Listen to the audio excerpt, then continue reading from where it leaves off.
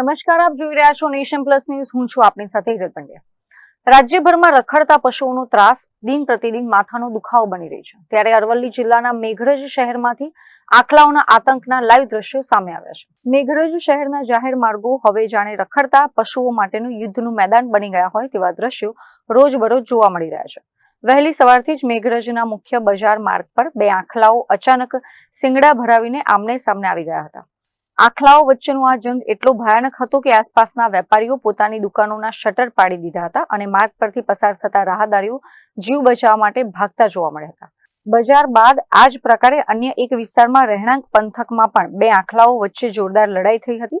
આ લડાઈ દરમિયાન આખલાઓ રોડ પર પાર્ક કરેલી બાઇકો અને વાહનો પર તૂટી પડ્યા હતા, જેના કારણે રસ્તા પર ઉભેલી મોટરસાયકલોને ભારે નુકસાન પહોંચ્યું છે અને વાહન ચાલકોને આર્થિક નુકસાન ભોગવવાનો વારો આવ્યો છે.